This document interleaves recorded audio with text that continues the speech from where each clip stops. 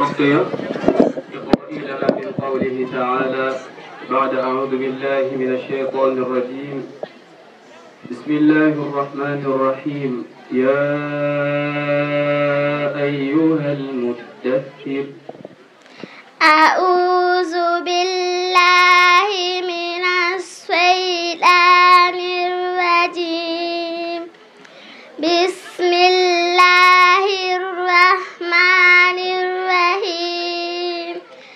يا أيها المدثر قم فأنذر وربك فكبر وثيابك فطهر والرجز فهجر ولا تمنن تستكثر ولربك فاصبر فإذا نقر في الناقور فذلك يومئذ يوم عسير على الكافرين غير يسير ذرني ومن خلقت وحيدا وجعلت له مالا ممدودا وبنين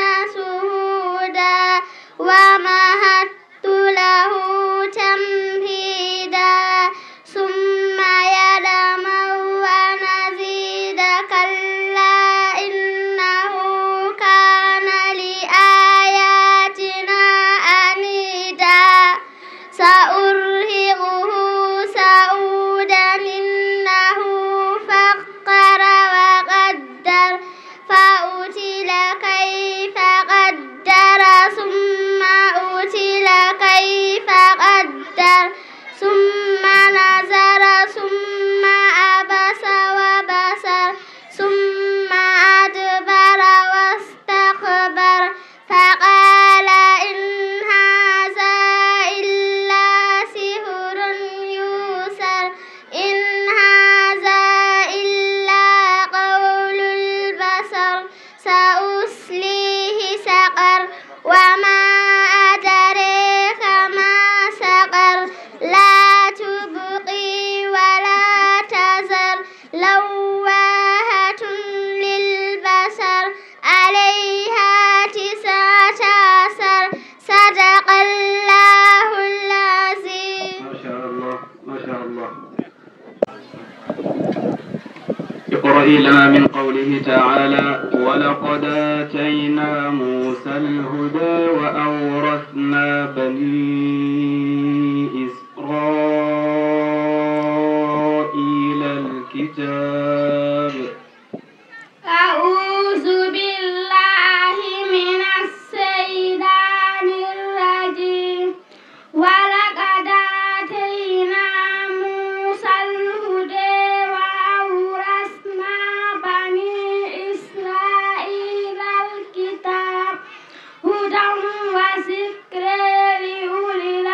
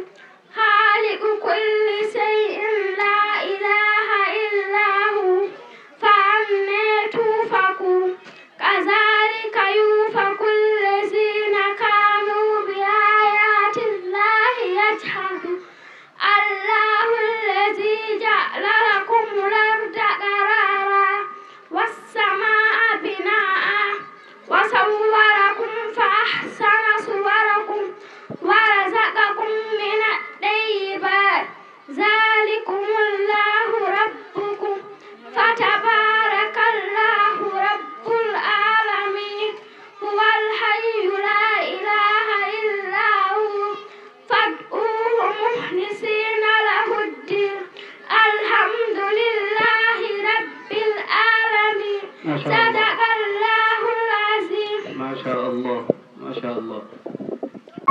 اقرأي لنا من قوله تعالى شهر رمضان الذي أنزل فيه القرآن هدى للناس. أعوذ بالله من الشيطان الرجيم. شهر رمضان الذي أنزل فيه القرآن هدى للناس وبينات من الهدى والفرقان فمن شهد منكم الشهر فليصمه ومن كان مريضا أو على سفر فعدة من أيام أخر يريد الله بكم اليسر ولا يريد بكم العسر ولتكملوا العدة ولتكبروا الله على ما هداكم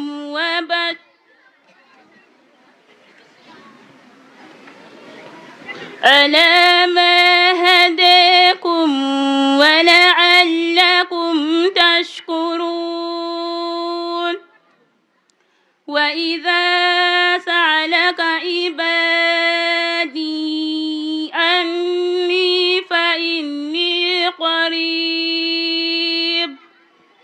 أجيب دعوة الداع إذا دعان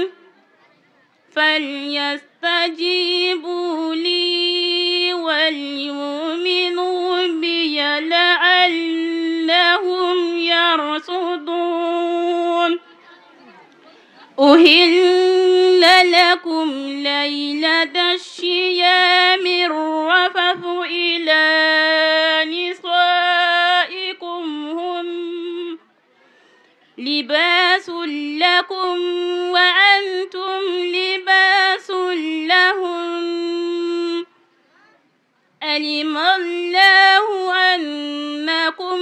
أنتم تختانون أنفسكم فتاب عليكم وعفى عنكم فلا نباشروهن وابتغوا ما كتب الله لكم وكلوا واشربوا حتى يتبين لكم الخيط الأبيض من الخيط الأسود من الفجر ثم أتموا الصيام إلى الليل ولا تباشروهن وأنتم عاكفون في المساجد تلك حدود الله فلا تقربوها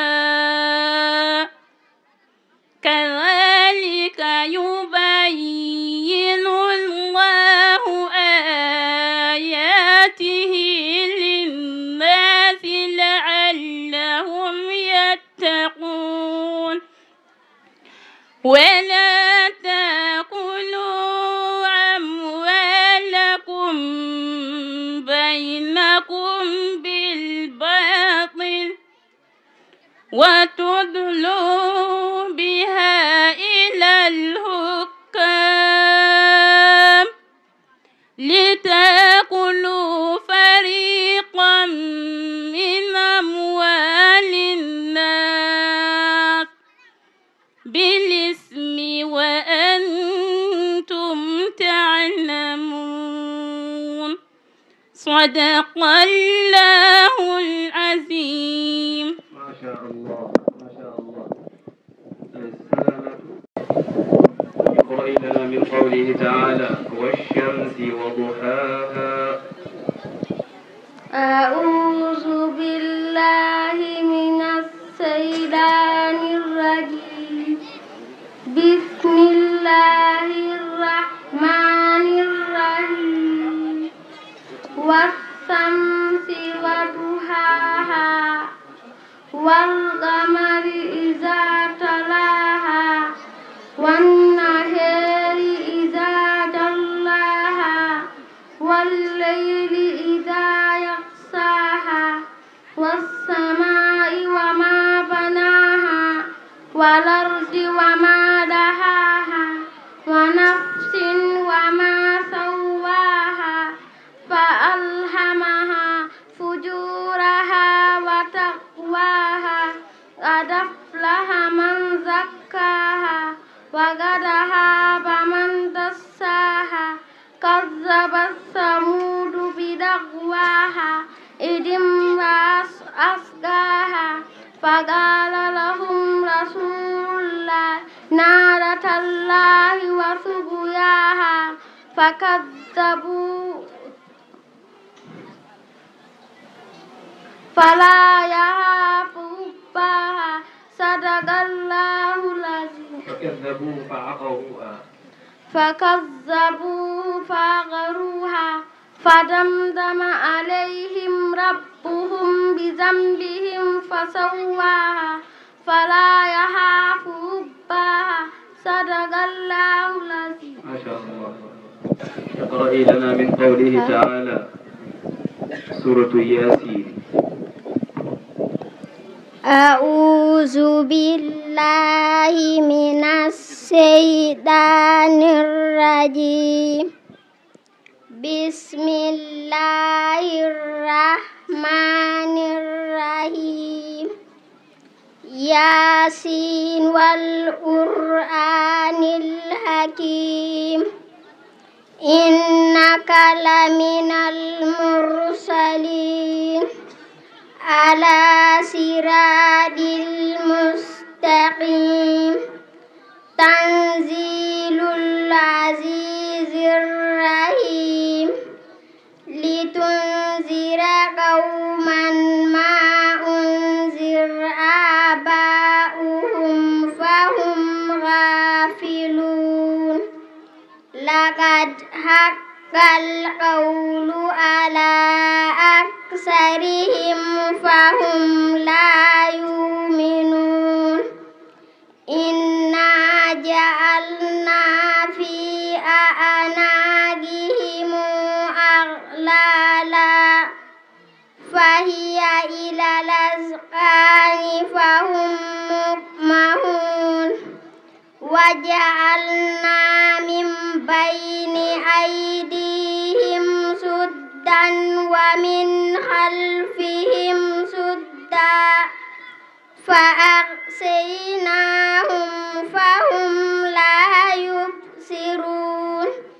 وسواء عليهم أنذرتهم أم لم تنذرهم لا يؤمنون. إنما تنذر من اتبع الذكر وخشي الرحمن بالغيب فبشره بمغفرة وأجر كريم. صدق الله العظيم. ما شاء الله ما شاء الله. اقرأي لنا من قوله تعالى لقد صدق الله رسوله الرؤيا بالحق. أعوذ بالله من الشيطان الرجيم.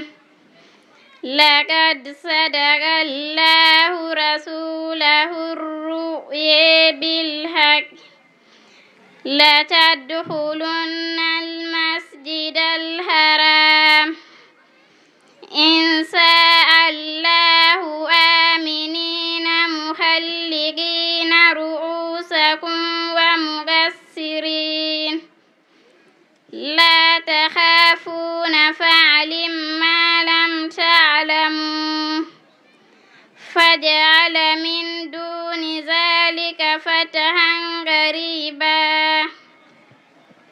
هو الذي أرسل رسوله بالهدى ودين الحق ليظهره على الدين كله وكفى بالله شهيدا.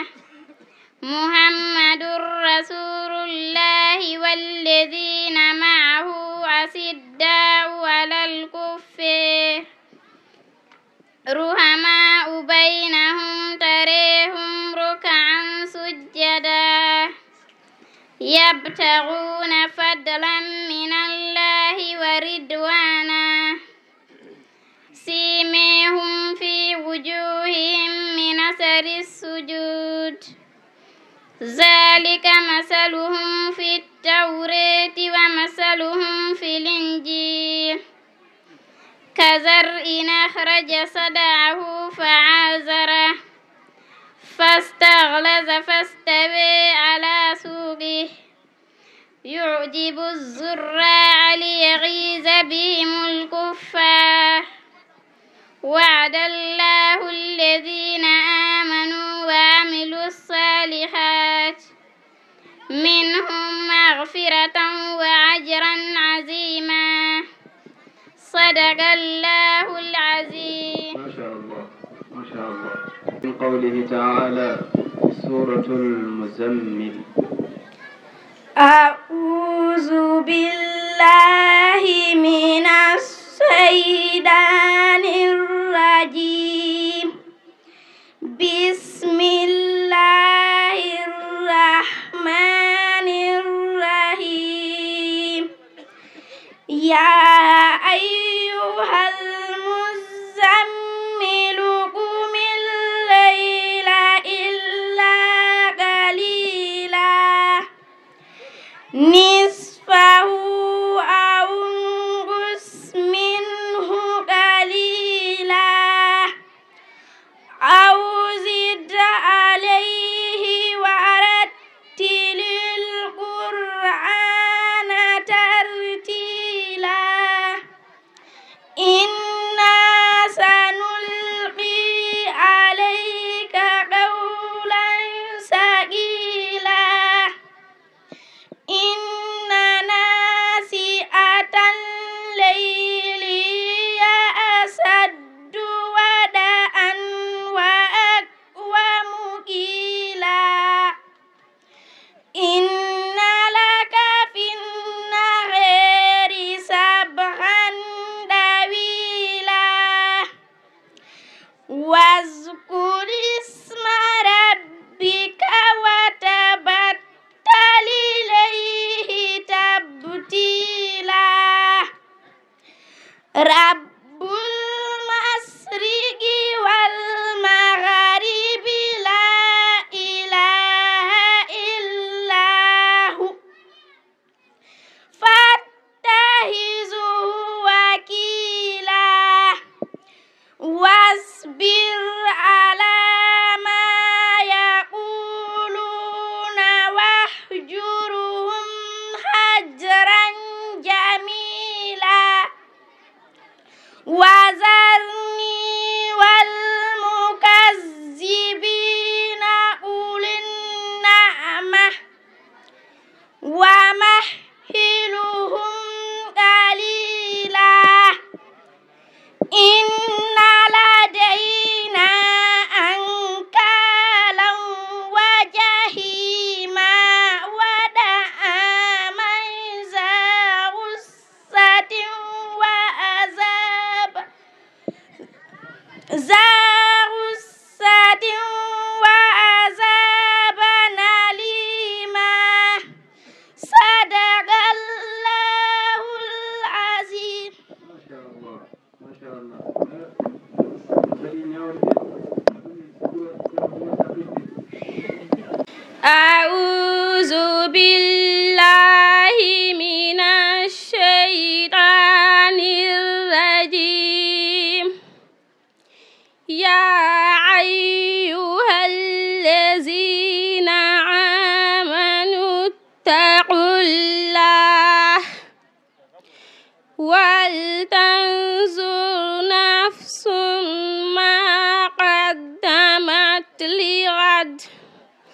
واتقوا الله إن الله خبير بما تعملون ولا تكونوا كالذين نسوا الله فأنساهم أنفسهم أولئك هم الفاسقون لا يستوي أصحاب النار وأصحاب الجنة أصحاب الجنة هم الفائزون لو أنزلنا هذا القرآن على جبل لرأيته خاشعا متصدعا من خشية الله وتلك الأمثال نضربها للناس لعلهم يتفكرون هو الله الذي لا إله إلا هو عالم الغيب والشهادة هو الرحمن الرحيم هو الله الذي لا إله إلا هو عالم الغيب والشهادة هو الرحمن الرحيم هو الله الذي لا إله إلا هو الملك القدوس السلام المؤمن المهيمن العزيز الجبار المتكبر سبحان الله عما يشركون هو الله الخالق البارئ المصور له الأسماء الحسنى يسبح له ما في السماوات والأرض وهو العزيز الحكيم صدق الله العظيم. ما شاء الله. أعوذ بالله من الشيطان الرجيم بسم الله الرحمن الرحيم ألم تر كيف فعل ربك بأصحاب الفيل ألم يجعل كيدهم في تضليل وأرسل عليهم طيرا أبابيل ترميهم بحجارة من سجيل فجعلهم كعصف مأكول صدق الله العظيم. ما شاء الله. Maria Tidiane Ba. Maria Tidiane Ba.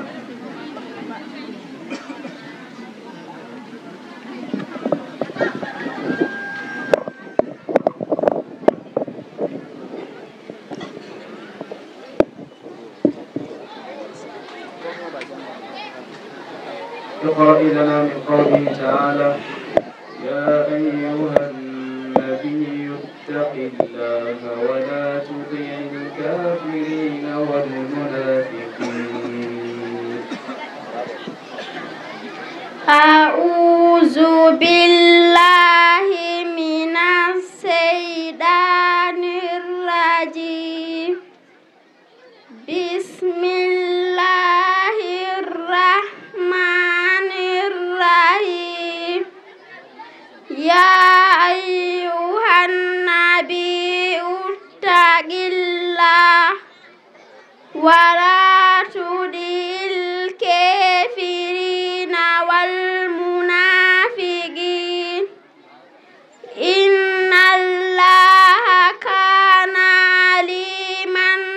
حكيما واتبع ما يوحى إليك من ربك إن الله كان بما تعملون خبيرا وتوكل على الله وكفى بالله وكيلا ما جعل الله لرجل من قلبين في جوفه وما جعل أزواجكم الله تظاهرون منهن أمهاتكم وما جعل أدعياءكم أبناءكم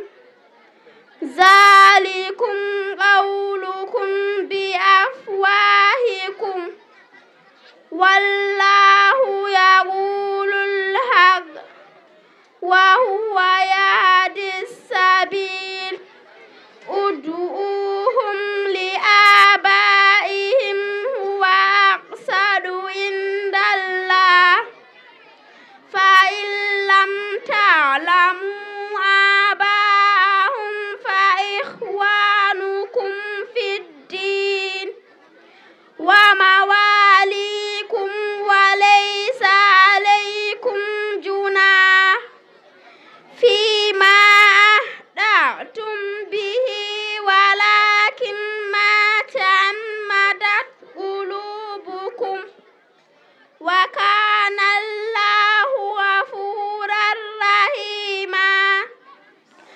النبي أولى بالمؤمنين من أنفسهم وأولو الأرحام بعضهم أولى ببعض في كتاب الله من المؤمنين والمهاجرين إلا أن تفعلوا إلى أوليائكم معروفا كان ذلك في الكتاب مسطورا صدق الله العظيم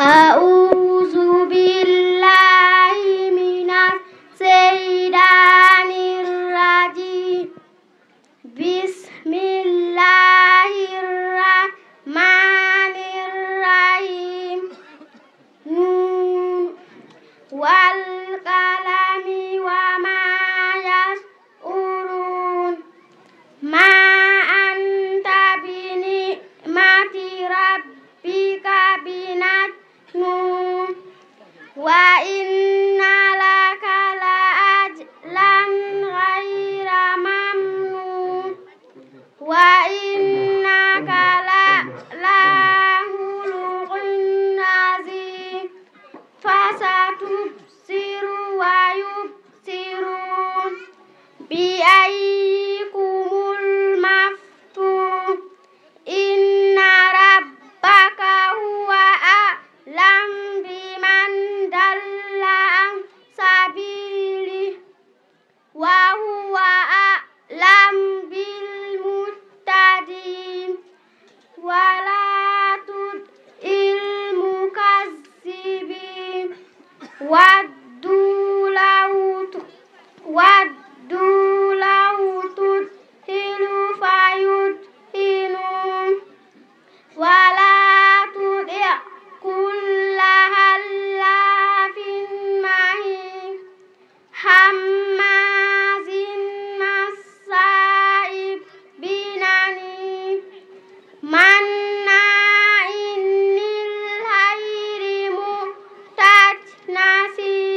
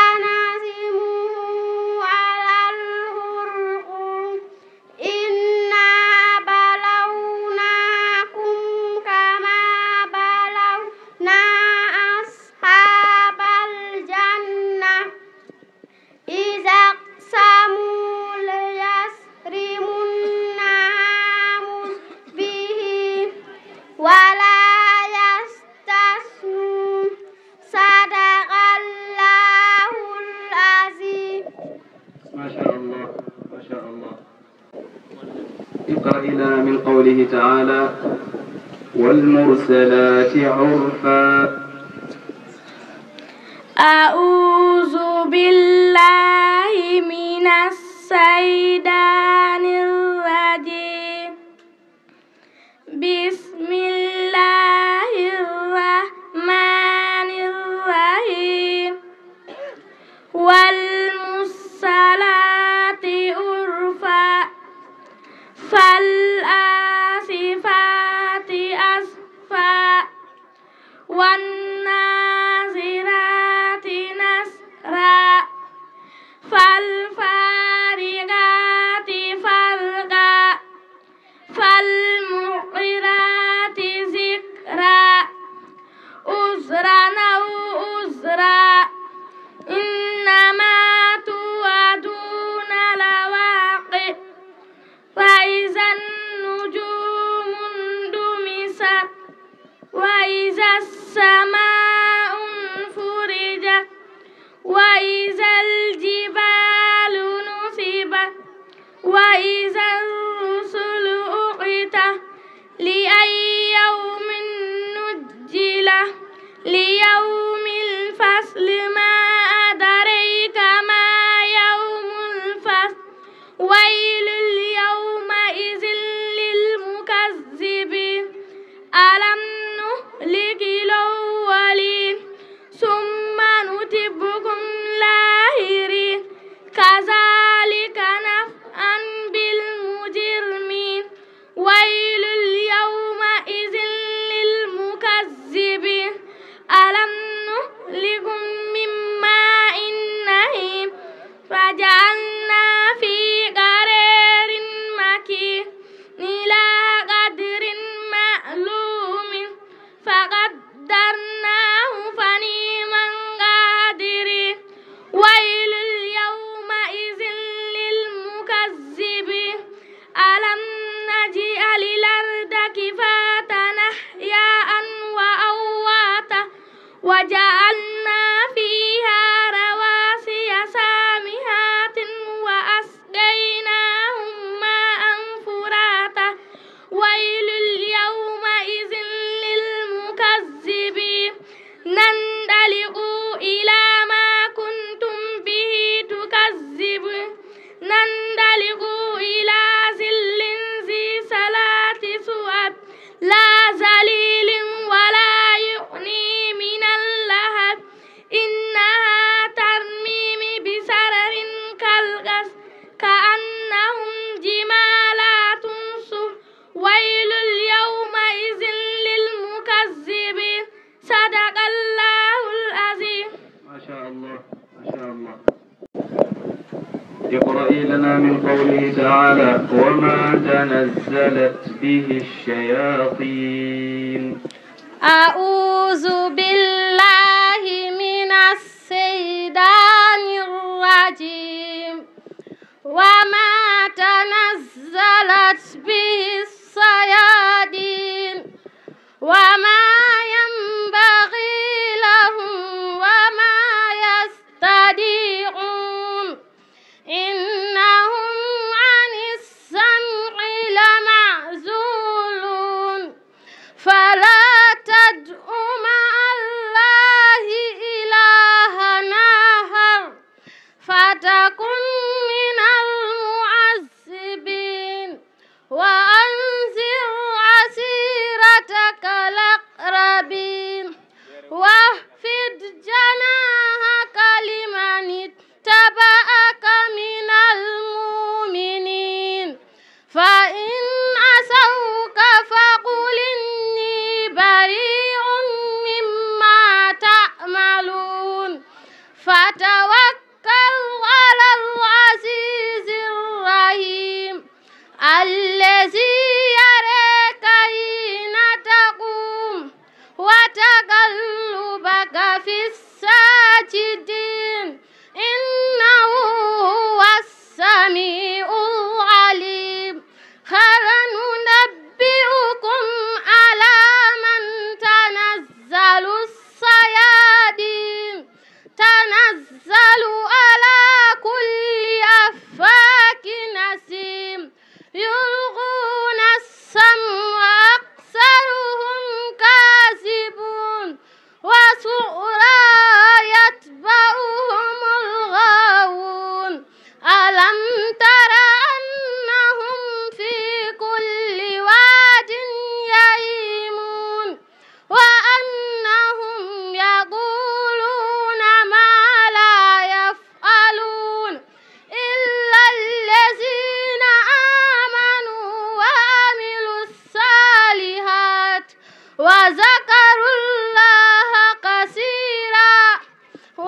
انتصروا من بعد ما ظلموا وسيعلم الذي ظلموا أي منقلب ينقلبون صدق الله العظيم. ما شاء الله ما شاء الله. اقرأ لنا من قوله تعالى سورة الرحمن. أعوذ بالله من الشيطان الرجيم. بسم الله الرحمن الرحيم. الرحمن علم القرآن خلق الإنسان علمه البيان الشمس والقمر بحسبان والنجم والشجر يسجدان والسماء رفعها ووضع الميزان ألا تطغوا في الميزان وأقيموا الوزن بالقسط ولا تخسروا الميزان والأرض وضعها للأنام فيها فاكهة والنخل ذات الأكمام والحب ذو العصف والريحان فبأي آلاء ربكما تكذبان خلق الإنسان من صلصال كالفخار وخلق الجن من مارج من نار فبأي آلاء ربكما تكذبان رب المشرقين ورب المغربين فبأي آلاء ربكما تكذبان مرج البحرين يلتقيان بينهما برزخ لا يبغيان فبأي آلاء ربكما تكذبان يخرج منهما اللؤلؤ والمرجان فبأي آلاء ربكما تكذبان وله الجوار المنصات في البحر كالأعلام فبأي آلاء ربكما تكذبان كل من عليها فان ويبقى وجه ربك ذو الجلال والإكرام صدق الله العظيم. ما شاء الله ما شاء الله. يذكر من بالمدين. اقرأ لنا من قوله تعالى فلا تعجبك أموالهم. أعوذ بالله من الشيطان الرجيم فلا تعجبك أموالهم ولا أولادهم إنما يريد الله ليعذبهم بها في الحياة الدنيا وتزهق أنفسهم وهم كافرون ويحلفون بالله إنهم لمنكم وما هم منكم ولكنكم قوم يفرقون لو يجدون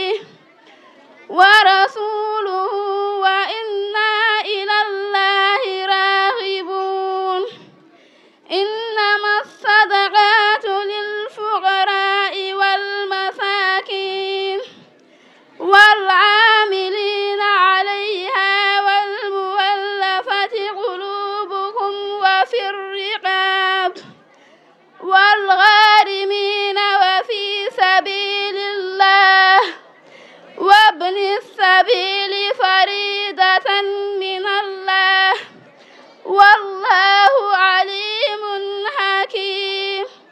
صدق الله العظيم. ما شاء الله ما شاء الله. شيخ إبراهيم كان اقرئي لنا من قوله تعالى ولكل وجهة هو موليها.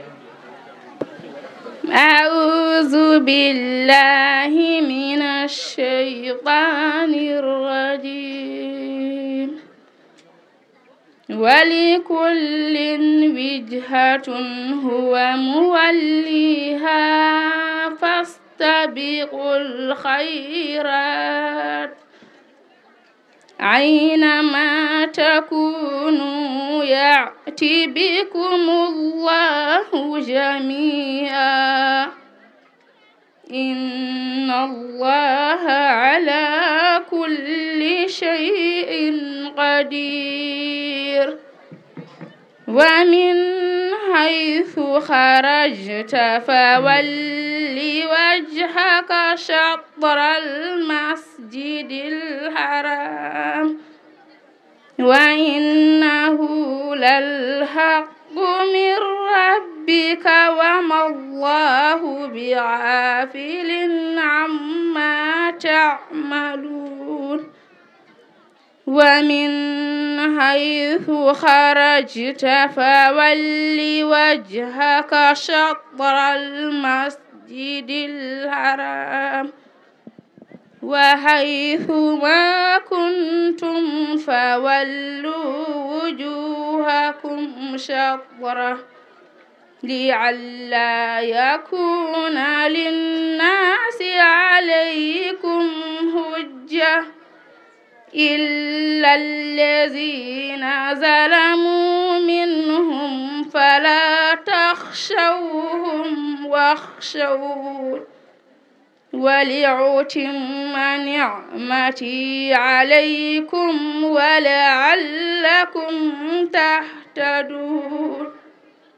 كما أرسلنا فيكم رسولا منكم يتلو عليكم آياتنا ويزكيكم ويعلمكم الكتاب والحكمة ويعلمكم ما لم تكونوا تعلمون فاذكروني أذكركم واشكروا لي ولا تكفرون. يا أيها الذين آمنوا استعينوا بالصبر والصلاة إن الله مع الصابرين. ولا تقولوا لمن يقتل في سبيل الله أموات بل أحياء ولكن لا تشعرون. ولنبلونكم بشيء من الخوف والجوع ونقص من الأموال والأنفس والثمرات وبشر الصابرين الذين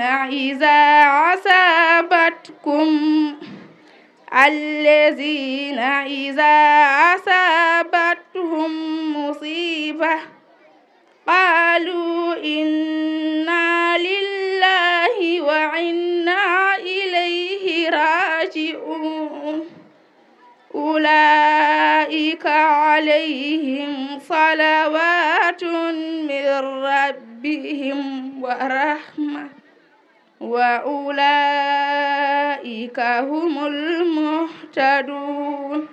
صدق الله العظيم. ما شاء الله ما شاء الله. سيدوني القرآن جنة وإن كان أصحاب الأيكة لظالمين.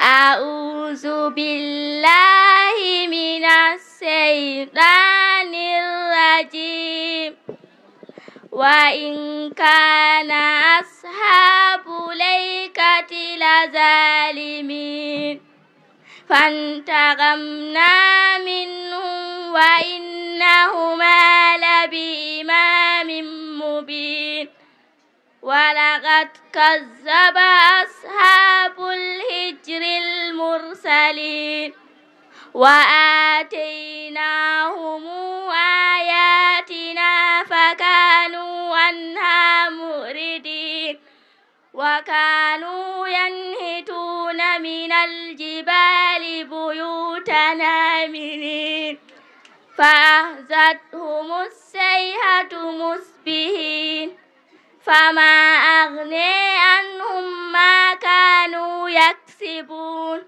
وما خلقنا السماوات والأرض وما بينهما إلا بالحق وإن الساعة لآتية فاصفح الصفح الجميل إن ربك هو الخلاق العليم ولقد آتيناك سبعا من المثاني والقرآن العظيم لا تمدن عينيك إلى ما متعنا به أزواجا منهم ولا تحزن عليهم واخفض جناحك للمؤمنين وقل إني أنا النذير المبين كما أنزلنا على المقتسمين الذين جعلوا القرآن عيدين فوربك لنسألنهم أجمعين عما كانوا يعملون فاصدع بما تؤمر وأعرض عن المشركين إنا كفيناك المستهزئين الذين يجعلون مع الله إلها آخر فسوف يعلمون ولقد نعلم أنك يضيق صدرك بما يقولون فسبح بحمد ربك وكن من الساجدين واعبد ربك حتى يأتيك اليقين صدق الله العظيم. اقرأ لنا من قوله تعالى ألم تروا كيف خلق الله 7 سماوات طباقا أعوذ بالله من الشيطان الرجيم ألم تروا كيف خلق الله 7 سماوات طباقا وجعل القمر فيهن نورا وجعل الشمس سراجا والله أنبتكم من الأرض نباتا ثم يعيدكم فيها ويخرجكم إخراجا والله جعل لكم الأرض بساطا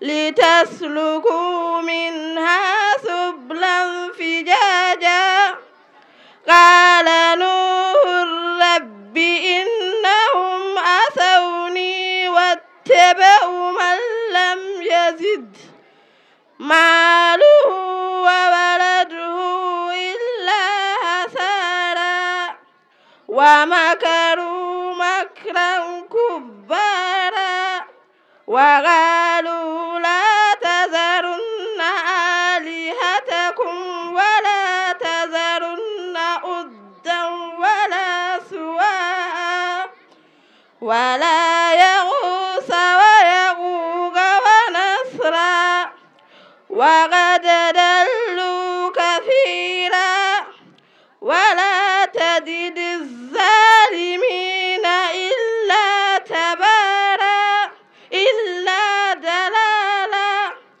مما هديئاتهم أغرقوا فقدلوا نارا فلم يجدوا لهم من دون الله أنصارا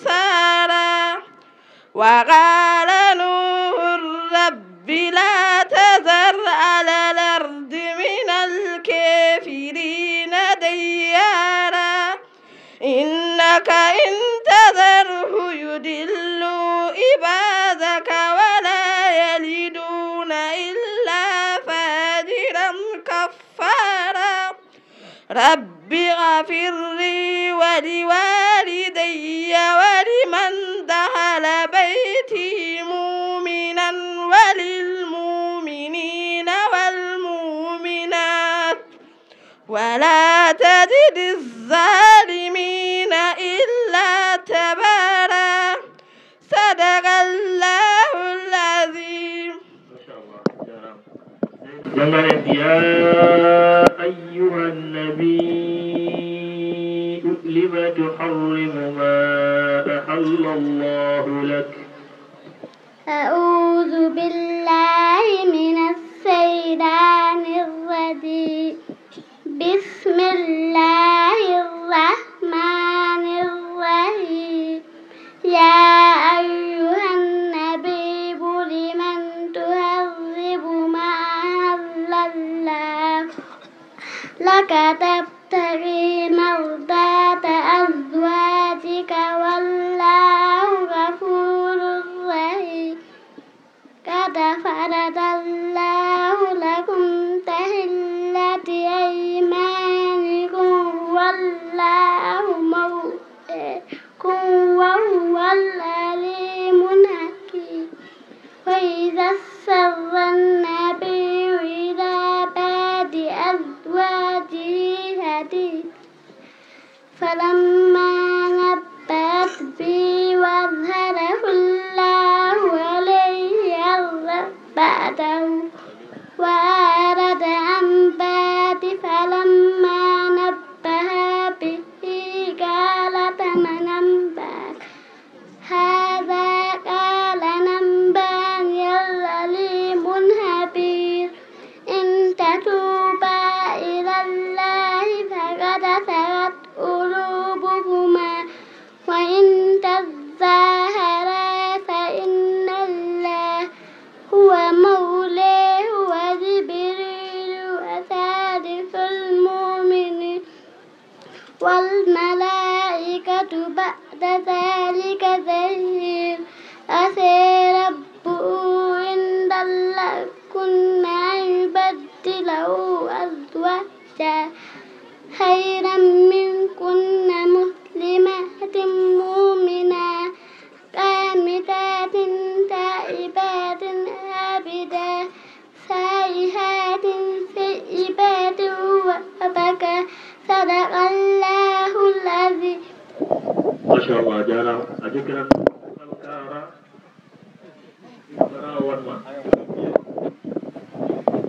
ما شاء الله. اقرأ لنا من قوله تعالى إذا جاءك المنافقون. أعوذ بالله من الشيطان الرجيم. بسم الله الرحمن الرحيم.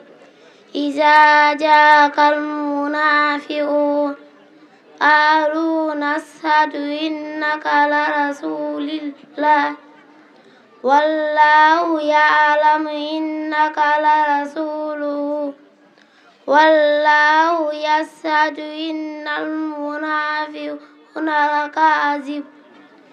اتخذوا أيمانهم جنة فصدوا عن سبيل الله إنهم ساء ما كانوا يعملون.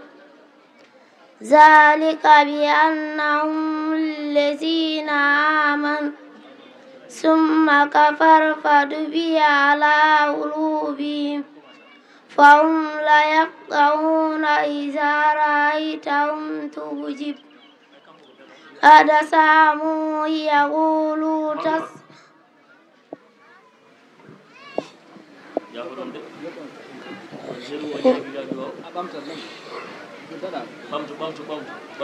أعوذ بالله من الشيطان الرجيم.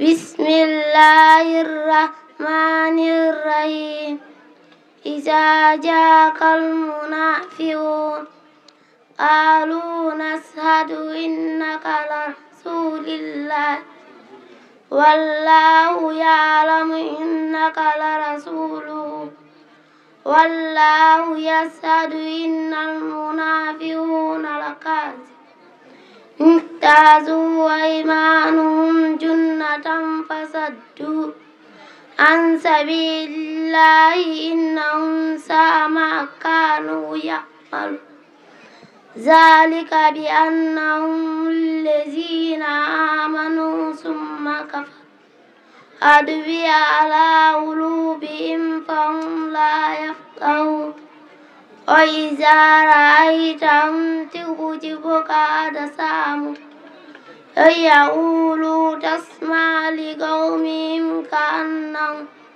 خشب مسندة يحسبون كل سيئة عليهم يعدون فاحذروا قاتلكم الله أن ينفقون. ما شاء الله وجه جرى ما شاء الله. قيل لنا من قوله تعالى قال فما خطبكم أيها المرسلون. أعوذ بالله من الشيطان الرجيم. قال فما خطبكم أيها المرسلون. قالوا إنا أرسلنا إلى قوم مجرمين لنرسل عليهم حجارة من طين مسومة عند ربك للمسرفين فأخرجنا من كان فيها من المؤمنين فما وجدنا فيها غير بيت من المسلمين وتركنا فيها آية للذين يخافون العذاب الأليم. وفي موسى إذا أرسلناه إلى فرعون بسلطان مبين فتولى بركنه وقال ساحر أو مجنون فأخذناه وجنوده فنبذناهم في اليم وهو مليم. وفي عاد إذا أرسلناه عليهم الريح العقيم ما تذر من شيء أتت عليه إلا جعلته كالرميم. وفي ثمود إذ قيل لهم تمتعوا حتى حين فأتوا عن أمر ربهم فأخذتهم الصاعقة وهم ينظرون فما استطاعوا من قيام وما كانوا منتصرين. وقوم نوح من قبل إنهم كانوا قوما فاسقين. والسماء بنيناها بعيد وإنا لمنسيون والأرض فرشناها فنعم الماهدون. ومن كل شيء خلقنا زوجين لعلكم تذكرون. ففروا إلى الله إني لكم منه نذير مبين. كذلك ما أتى الذين من قبلهم من رسول إلا قالوا ساحر أو مجنون أتواصوا به بل هم قوم طاغون. فتول عنهم فما أنت بملوم وذكر فإن الذكرى تنفع المؤمنين. صدق الله العظيم.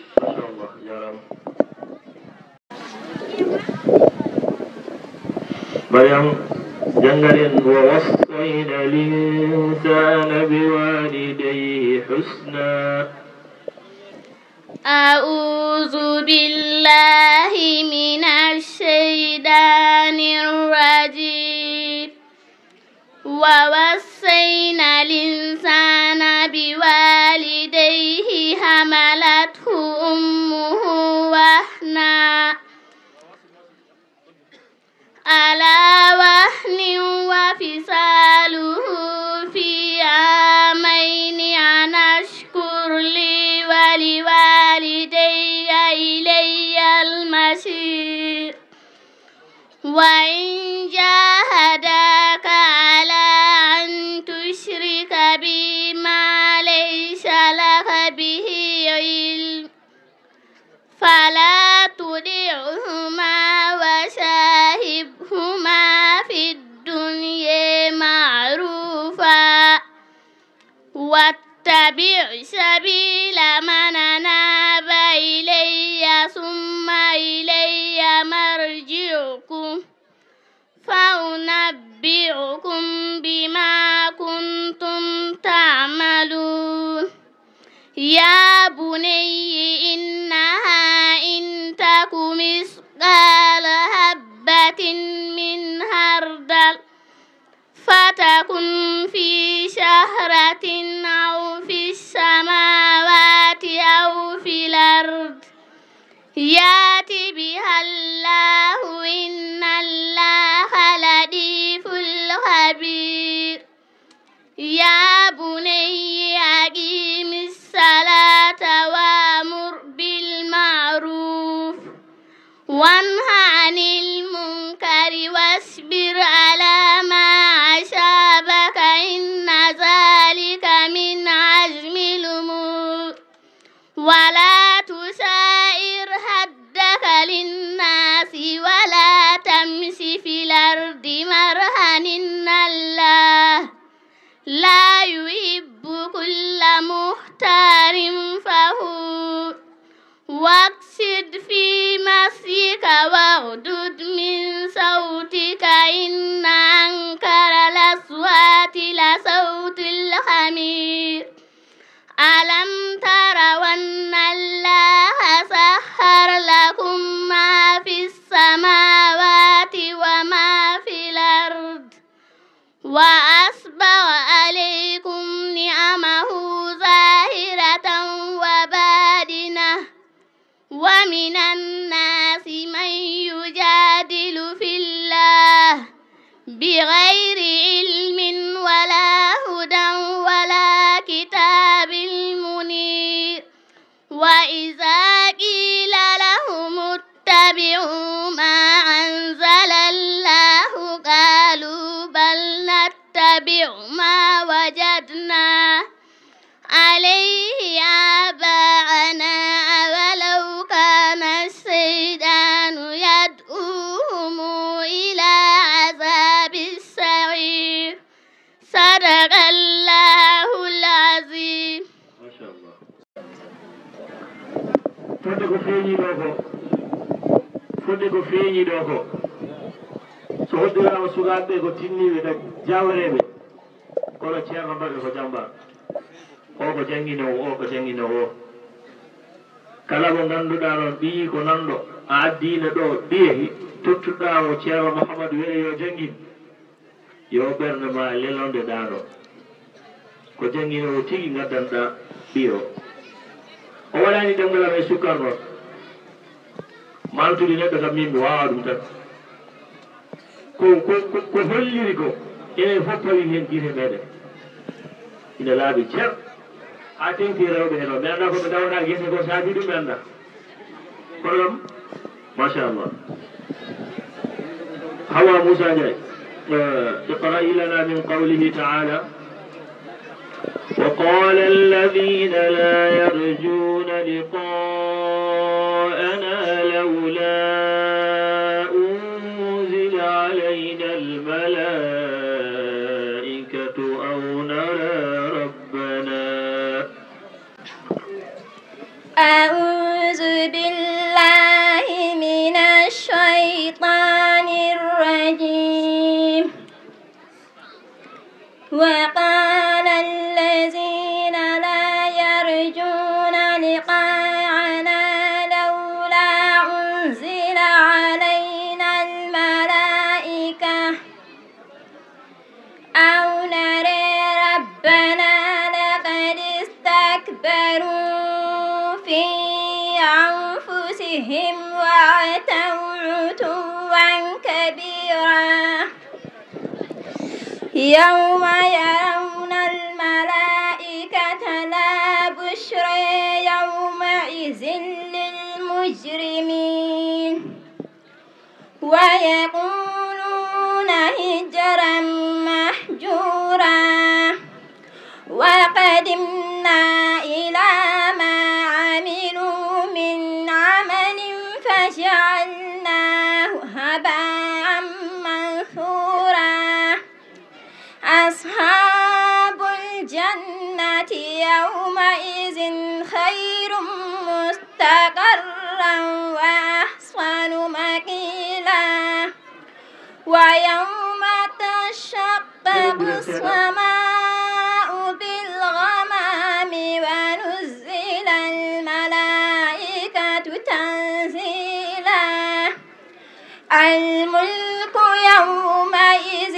الحق للرحمن وكان يوما على الكافرين عسيرا ويوم يعد الظالم على يديه يقول يا ليتني اتخذت مع الرسول سبيلا يا ويلتى ليتني لم اتخذ فلانا خليلا لقد ضلني عن الذكر بعد إذ جاءني وكان الشيطان للإنسان خذولا وقال الرسول يا رب إن قومي اتخذوا هذا القرآن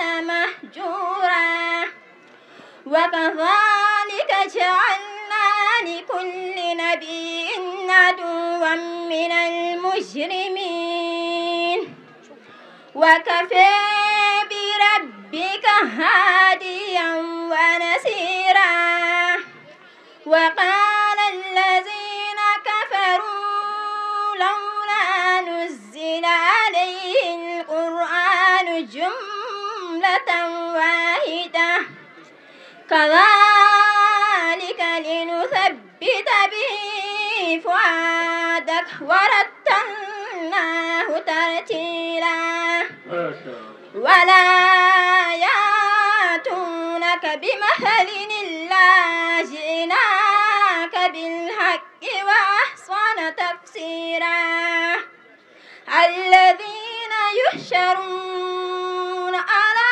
وجوههم إلى جهنم أولئك شر مكانا وأضل سبيلا صدق الله العظيم. ما شاء الله ما شاء الله تكبير تكبير ولي تكبير الله أكبر رسول الله سمع دايابا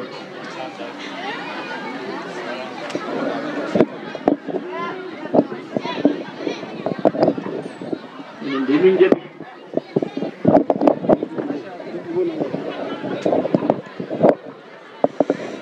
اقرأ لنا من قوله تعالى يضاعف له العذاب يوم القيامة ويخلد فيه مهانا. أعوذ بالله من الشيطان الرجيم يضاعف له العذاب يوم القيامة ويخلد فيه مهانا إلا من تاب وآمن وعمل عملا صالحا فأولئك يبدل الله سيئاتهم حسنات وكان الله غفورا رحيما ومن تاب وعمل صالحا فإنه يتوب إلى الله متابا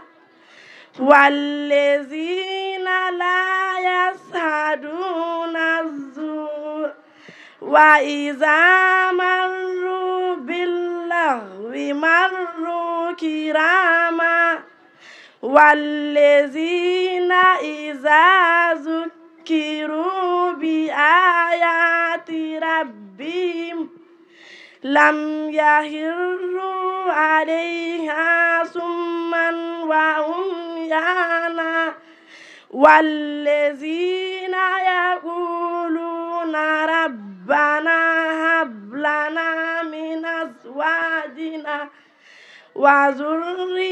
وذرياتنا قرة أعين وجعلنا للمتقين إماما أولئك يجزون الغرفة بما صبروا ويلقون فيها تحية وسلاما خالدين فيها حسنت مستقرا ومقاما قل ما يعبأ بكم ربي لولا دعاؤكم فقد كذبتم فسوف يكون لزاما صدق الله العظيم. ما شاء الله يا رب.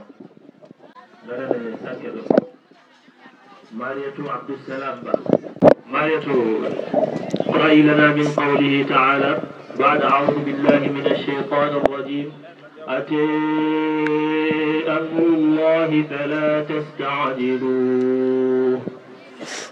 أعوذ بالله من الشيطان الرجيم بسم الله الرحمن الرحيم أتى أمر الله فلا تستعجلوه سبحانه وتعالى عما يشركون ينزل الملائكة بالروح من أمره على من يشاء من عباده أن أنذروا أنه لا إله إلا أنا فاتقون خلق السماوات والأرض بالحق تعالى عما يشركون خلق الإنسان من نطفة فإذا هو خصيم مبين والأنعام خلقها لكم فيها دفء ومنافع ومنها تأكلون ولكم فيها جمال حين تريحون وحين تسرحون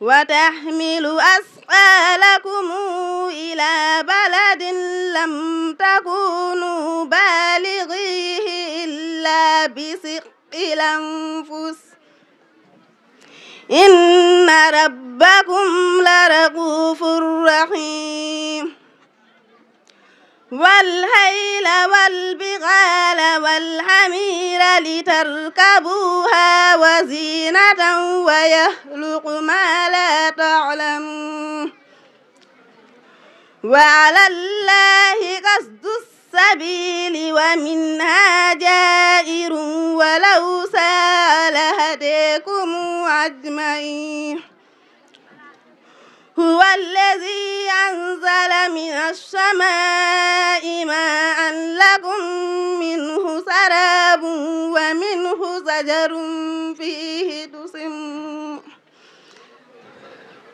ينبت لكم به الزرع والزيتون والنخيل والأعناب ومن كل الثمرات إن في ذلك لآية لقوم يتفكرون وسخر لكم الليل والنهار والشمس والقمر والنجوم مسخرات بأمره إن في ذلك لآيات لقوم يعقلون وما زرع لكم في الأرض مختلفا ألوانه إن في ذلك لآية لقوم يذكرون وهو الذي سخر البحر لتأكلوا منه لحما